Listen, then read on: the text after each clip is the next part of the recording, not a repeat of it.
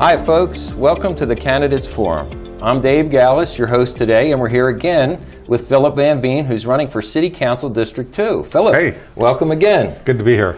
So we can solve more solutions with City Council's problems. I hope so. You know, one question we had at one of our last interviews is, you say that City Council is not our government, and I've had some feedback, other people saying that too. So what do you mean? Oh, okay.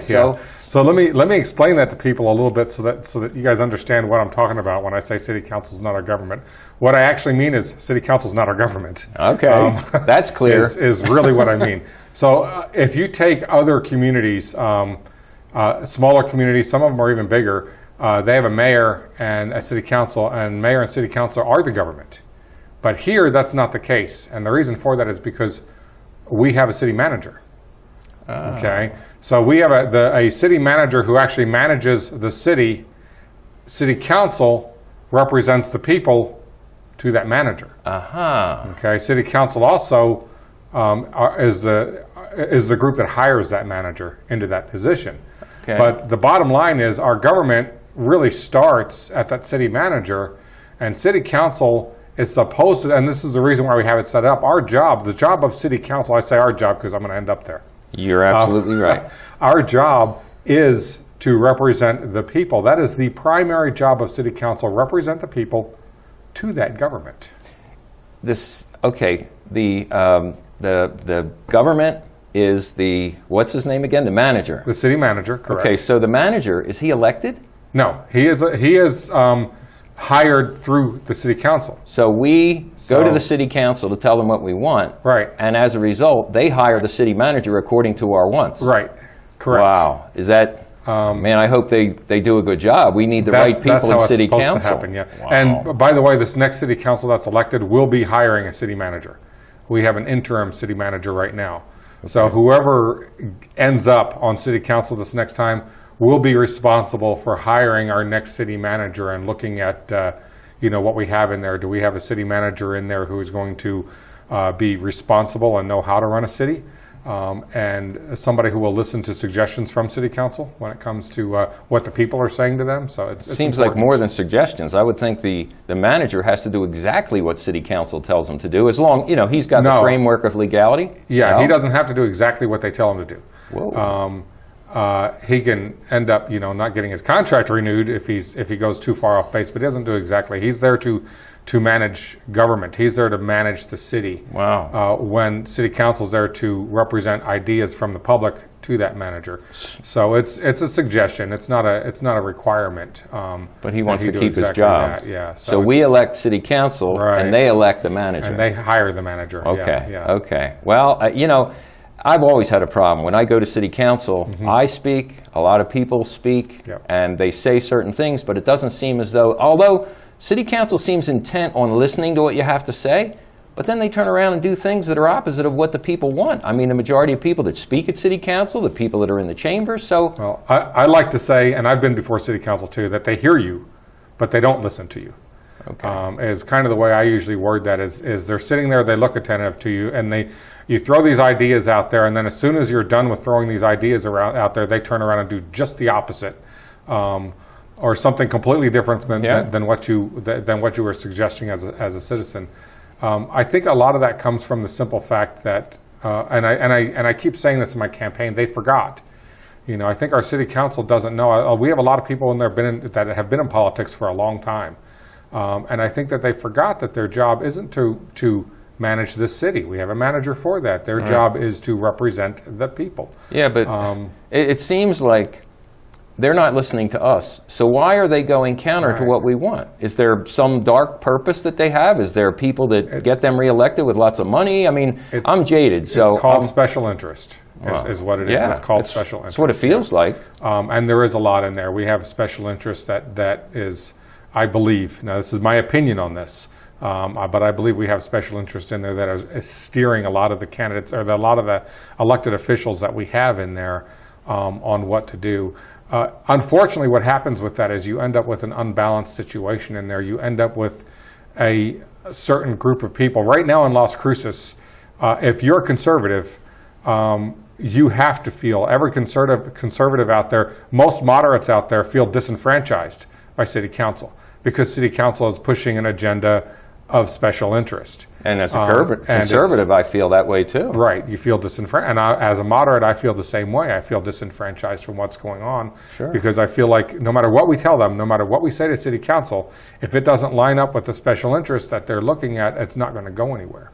And again, this is my opinion I'm giving you here. I'm not sure. Well, I have a personal experience with when we had the school shootings with the students in Parkland, Florida, I think it was, and then we had a couple of bomb scares in Las Cruces.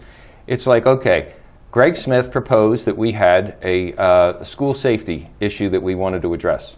Okay. So we found out that it really wasn't so much about school safety as it was limiting the sale and possession of semi-automatic weapons. It's like, wait a minute. You want to talk about school safety? Let's talk about school safety. You want to talk about gun rights? Let's talk about gun rights. So we had our first meeting at City Council, and people flooded the council chambers with guns. They had rifles, shotguns, sidearms. It's like, whoa, it's like we're going to war here. And City Council was very taken aback by that. So they said they were scared. However, to me, that seems ridiculous because that's probably the safest they'd ever be in their lives with law-abiding citizens with firearms. So they tabled the issue at that point. Well, they had the next meeting at Onate High School where they had plastered all over the windows, no guns allowed, no guns allowed. Yeah, it's a school. So they're trying to make a point. Why did they not have it at City Council? And they wanted to send this resolution to say that to Santa Fe that Las Cruces wants to be maybe a gun-free zone. And they still, even after all the people spoke, I spoke many times, all the people were in favor of school safety is one thing, don't mess with our guns. But they still sent this resolution to Santa Fe, no matter what the people want. Right, yeah. It's City Council doesn't have the power to make gun laws. That really needs to be done by Santa Fe. And if you want to do an episode at some point with me, and we'll talk about guns, and we'll talk about some ideas on actually realistic ways to help keep guns out of the hands of criminals and out of the hands of these shooters, then we'll talk about those subjects, and I'll be glad to do that. I don't think we'll have time today. But do you have any personal experiences about how City Council doesn't listen to you? I've got plenty of them, and I'll go over one. Actually, you know what? Yeah, let's discuss that. We'll go ahead and discuss that. You guys know about the park bench. Most people know about the park bench. We've talked about it before, and that was one example of this was your campaign offer when you were running for City Council. This is one of my main reasons for Cut the Red Tape being my slogan again. So the park bench was actually something that you promised you would try to help, and even though you lost the election, you still got the park bench installed, even though you were fighting City Hall all the way.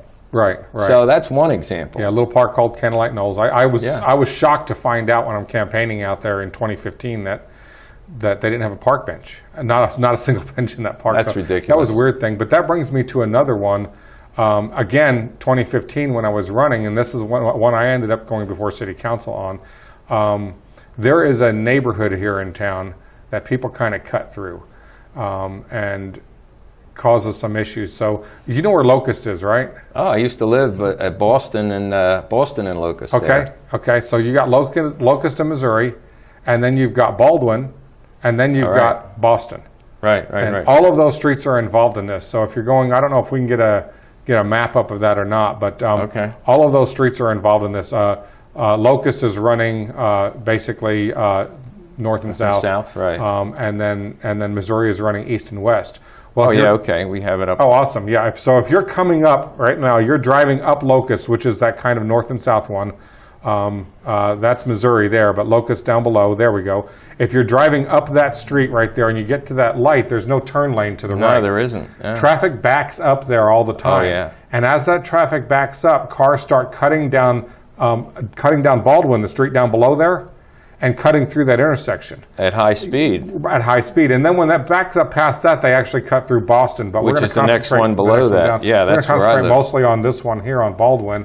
When I was out knocking those doors in 2015, the biggest thing I got from that neighborhood, and it was probably, well, it was over 50% of the houses. It was probably more like 75% of the houses that had a complaint in there that traffic goes through that street at 70 or 80 miles an hour. And there's a lot of kids on that street. There's a lot of kids on that street. That and Boston. And walking that street, I felt, even walking on the sidewalks, I felt in danger a couple times by how the cars went past. Right. So that neighborhood has suggested to City Council that they would like some of those speed humps, not the speed bumps, but the speed humps. They're just designed to slow traffic down. Okay. And they haven't been able to get them. And I even went before City Council and said, look, when I was out, campaigning, I saw this, and it's a real issue. How long ago was this? That was in 2015. 4 years ago. 4 years ago, yeah. Do they have bumps? No, they don't. Yeah. Well, there you go. It's a real issue. And one of these days, they've had cars lose control on the corner up there and run into people's yards. That's happened. The house was hit one time. Wow. By a car because it went that far into the yard before it was able to come to a stop. So they were moving and fast. One of these days you're going to have a child out there playing, or you're going to have there's that neighborhood has a combination of elderly people who have lived there for 30, 40 years and young families with children. That's the combination, and you can have I know the older I get, the slower I am. I don't move as fast. Too. As I did when I was a kid, and if a car comes barreling down that street, people are not going to be able to get out of the way when they lose control. No, you got kids playing in the street. That's not the Yeah. only spot. I know over on the west side of town that they have that issue too. At Right. Madrid and Hoagland and forget what Madrid. Right, and I understand not doing stuff like that on major streets, because you create more of a traffic jam when everybody slows down for those and slows down. Right. Speeds up, slows down, speeds up, slows down. It becomes an issue. But this is not a major street. This is a residential street. Right. It's a block long, and it's out of the way, and I think it needs some control. I really do. Absolutely, to save the kids. I mean, safety's a pretty big issue. No, I hear you. Well, so many times I feel as though City Council doesn't listen. And like I said, it seems like there's special interest that has their agenda set for them. Yep. So it feels that way, doesn't it? Yeah, it does. And people are tired of not being heard. And, right. So the solution is to get somebody in there that does listen. And that's what we need. And we you need that in every spoke. seat. You spoke before too about how you would not rearrange, but you would have not the dais with the judges sitting up on the top and judging people as they try to talk, and it's a pretty scary situation being down there at the podium, and you're speaking up to all these judges that are looking. And I know what you're alluding to on there, and I have spoke about it before, and I will try to get that accomplished. I don't know if one counselor by himself is going to do it, but I'm going to sure try, and I'll bring it to the public's attention over and over. They used to have a table down below where the city councilors can sit on. They did a little remodel and they took it out. I'm a firm believer that for city council to remember what their job is, that they're there to represent the people, that when the public, when I go before city council to talk to them, they should come down off their high horse up there, off that dais, and they should be sitting in front of us at a table, and then we're having a face-to-face conversation like you and I are having now, the members of the public with the people that they hired to represent them, instead of those people being up there judging over what's going on. Right. I'm a firm believer that they need to do something like that and get that back into City Hall to where we're on the same level as the people who are addressing us. That's common sense. Look, we're going to take a short break, folks. Stay tuned. We're coming back with Philip VanVeen, who's running for City Council District 2. This is the Candidates Forum. I'm Dave Gallis, and we'll be right back.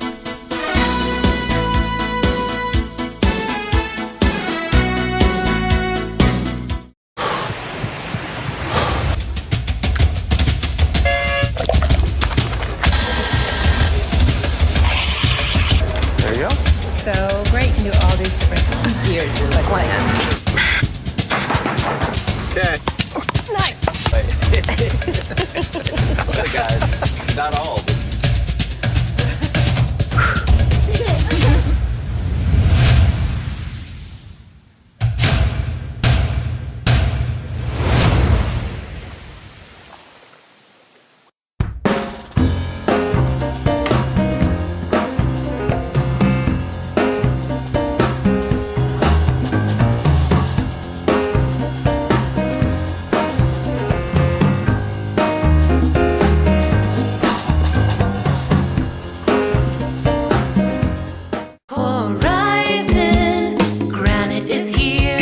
Horizon Granite is here. We'll come to you to customize your kitchen and bathroom with beautiful countertops and cabinets. Find out more at horizongranite.com. Call us at 575-650-3180.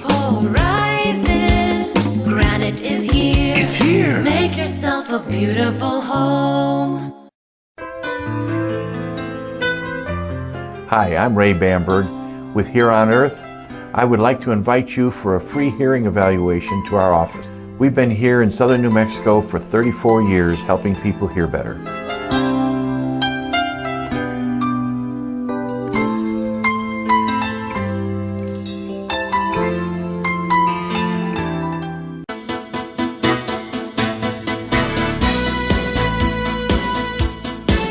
Hi folks, welcome back to the Candidates Forum. I'm Dave Gallis, your host. Again, we're here with Philip VanVeen, who's running for City Council District 2. We're covering a lot of issues, Philip. Again, what is City Council's role in taking care of our city? What are they supposed to do? I mean, they send resolutions to Santa Fe, which has nothing to do with what the people in Las Cruces wants done. Well, that's why I said they represent the people, but let's go a little deeper then. Let's go a little deeper in what that means. Let's say you call the city and say, look, my street has 4 potholes on it. Oh, that happens a lot. And the city doesn't come out and do anything about it, and they don't address them. Who do you go to? Yeah. Your city councilor. That's what they do. They are there to be your voice to that city government. So your city councilor then realistically should mobilize. The city councilor should go out and look at these potholes and see if they're an issue. And if they're an issue, they need to go to the city and say, look, we have this pothole issue and people are calling in and it's not being addressed. And, city manager, why aren't we taking care of this? Why aren't we fixing these issues? There's a lot of things like that city council does. City council should be involved in the community. They should be out there in the public. When there's events going on, city councilors should try to show up at these events in their district. I don't see much of that. Right, you don't see a lot. Now, my district is fortunate enough that actually Greg Smith does do that. Yes. He is out there, and I'll give him credit for that all day long. He goes out there, and I want to continue that. Okay. He meets with candidates twice a week. He sets up time to have coffee with them and meet with candidates, with I've been to one of his coffee meetings. Yeah. So he does set up the time, and I'd like to continue that as well. I'd like to have that, situation in there where the city councilor is actually out among the people, because he's not supposed to be above them. He's supposed to be next to them. He's supposed to be, if you will, holding hands with them, representing them. Well, he's the employee, right? Right. We're the employer. Right. That's exactly right. And as an employer, every time an election comes up, folks, we can fire the people we don't want on our business. Right. So don't forget, get out and vote November 5th. But early voting starts October 8th.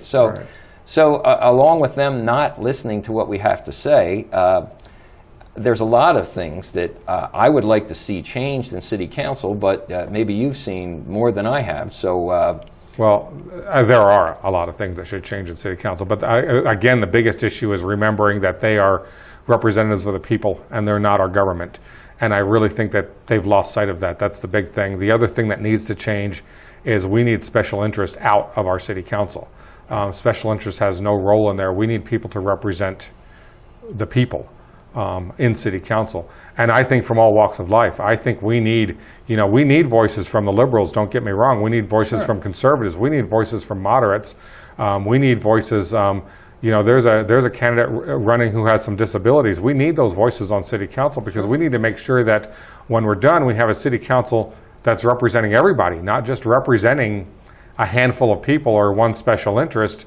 And by doing that, we all work together and we come up with solutions that actually benefit the city, rather than having I like the idea of getting out into the community more. Yeah. But also, you made a suggestion at a former meeting that we had that you want to have working people, give them the ability to come into the City Council chambers for meetings, because if you have working people out there working, they can't come in during the daytime and a weekday. Right. So you were suggesting about. I think that goes back to special interest too. It's easy to control things if you put things at a certain time and you have a certain group showing up there. But I'm a firm believer in that, and doing City Council meetings at night, at least maybe every other one or something like that. They don't all have to be at night, because then you have retirees that maybe can't drive at night and they don't want to drive, so now you've lost that group. So I'm a firm believer in mixing it up. I'm also a firm believer that if you call City Hall to talk to your city councilor, and I don't care what seat they're on, what district they're in on City Council, your voice should be heard. They should at least take the time to listen to what you have to say,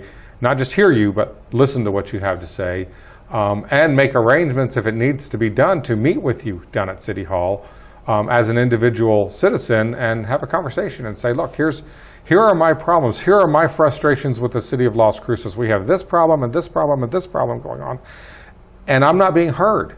And we need City Council's representatives that will actually hear them out, listen to what they have to say, and then act on it, or at least explain to them why that particular issue can't be dealt with the way that they want it dealt with. Sure, if it's against the federal constitution, if it's against the state constitution, if it's against the city charter, right? then Or it's if up to it's city council or if to it's something explain. that the city council doesn't feel we need to spend the money on, and there's not enough interest. It could be that simple. Sure. Get the interest of the public in this before we spend the money on it. We don't want to be wasteful of the community's money over something that 3 people in the community want. Right. And we see a lot of that too. A lot of money goes into programs that are only serving a small group, Right. instead of serving the city as a whole. I find that when something comes up, when big money has to be spent, like when we had the asylum seekers that were moving through Las Cruces, and I said to Ken Miyagishima, I said, it's up to you to speak up, to represent us, Las Cruces. If Santa Fe can say we're not taking anybody in, they're a sanctuary city. Now we're supposed to be a welcoming city. To me, there's no difference between sanctuary and welcoming. But they didn't speak up and say, no, we can't take them, or they didn't say, we want the money up front. No, they spent $1 million of our Telsure fund for this, which I don't want anybody to I'll tell you, be I've got mixed feelings on this subject. Okay. It's a tough one. Once they're here, once they're on our soil and U.S. soil, we have an obligation for humanitarian reasons to take care of them. $1 million seemed a little bit of a stretch of money. I don't know why it was so high, but we do have an obligation to take care of people who are here in our country under those circumstances, under asylum. Sure. And so I don't disagree that the city of Las Cruces should have stepped up. I am astounded that Santa Fe did not step up. Yeah. That one completely blows me away that they did not step up and they did not help in that.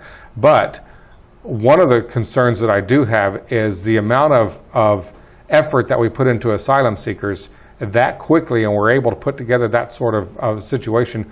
Why aren't we doing something like that for our homeless? Why aren't we benefiting our own people, our citizens that are here? Why aren't we setting up job training classes for them so they can learn basic skills? Why aren't, there's a lot of things that we can do.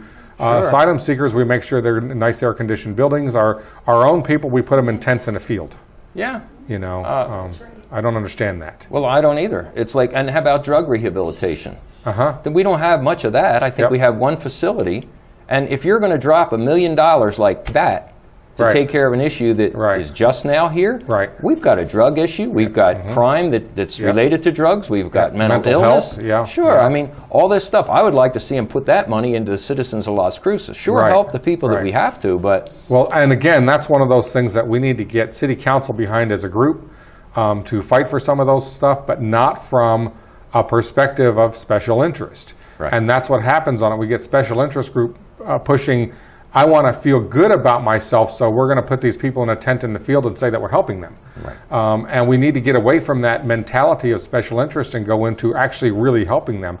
And I don't care whether you're left, whether you're right, whether you're center. I think most people, the majority of the people in Las Cruces, are willing to help their fellow man. They're willing to help their fellow residents out here and everything else. So I don't think it's that issue. I don't think the issue is one side is right and the other side is wrong when it comes to this. I think it's a matter of disenfranchising again. Certain people are disenfranchised. They can't get in there and they can't share their ideas and say, here's another solution. Here's another way we can tackle this problem. And we get 5 or 6 different ideas on how to tackle the problem. Then we can start melding those together into one great idea that can actually fix our Philip, situation. When you get in, are you going to listen? I'm going to listen. Absolutely, yeah. I get that sense. Yeah. There's one thing I'd like to touch on that I don't understand hardly at all. It's GRT, gross receipts tax. Yes. And how that affects our city, our businesses, and things like that. Could you? Gross receipts tax is a New Mexico thing. Okay. If you go to any other state, they say sales tax. We don't have a sales tax. We have a gross receipts tax. And the difference is a sales tax is limited on what you can actually charge tax on. A gross receipts tax, most of those limits don't exist. And it's just a wording thing that the state did many, many, many years ago to be able to charge taxes on certain things. Like we used to have taxes on medicine. We used to have taxes on food. That all falls under gross receipts tax. So gross sounds like everything. Everything. But it also allows them to play a little bit loose and fast with what they charge taxes on and and that's one of the reasons right now, because of the gross receipts tax that we have, we now have one of the highest tax rates in the state of New Mexico in Las Cruces when they reversed that thing on the medicine tax, the medicine and food tax years ago. I came from a city that I used to live in before moving to Las Cruces that planned for that in New Mexico. When the state said this tax is being done away with, we're not going to charge tax on food and medicine anymore. You need to plan on how to wean off for it. In the meantime, we're going to give you money to replace that.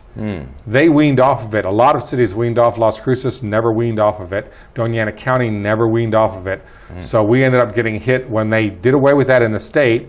Las Cruces raised our tax for the full amount, and Dona Ana County raised our tax for the full amount, so we got double taxed on all that stuff. Well, we're getting close to the end of the show, but I'd really like to expand on this in a following show. Absolutely. Okay, thank you for that information, because to me it was a fog. Yeah. And this is all under the control of City Council to make this determination, correct? Well, gross receipts tax is state. Okay. But the amount that's charged falls, part of that's under state, part of that's under county, and part of that's under city, and we get it as one tax. I got you. It hits us as one tax. So, well, yes, we do have an input into it. Okay, very good. Well, Philip, is there anything you'd like to say to the folks where they can contact you to help you with your campaign? Well, sure. Hopefully it's on the screen, but you can contact me at philipvanveen@gmail.com is probably the best way to get a hold of me at any time. I'll be glad to respond. You can look me up on Facebook at VanVeen Las Cruces. Of course, check out the Las Cruces channel for these interviews and other interviews, because it's good to be informed not only on what's going on in my campaign, but the other campaigns as well. There's a lot of great candidates out there, and you can kind of see what they're thinking, so I would certainly encourage that. And that's on YouTube as well? Yes, that is correct, yes. And on Facebook and on Comcast. Yeah. Okay, very good. Well, thank you, Philip. I'm looking forward to our next meeting, and we will find out more solutions for Las Cruces. So, folks, we'll see you next time on the Candidates Forum. We're signing off with Philip VanVeen, City Council District 2. See you next time.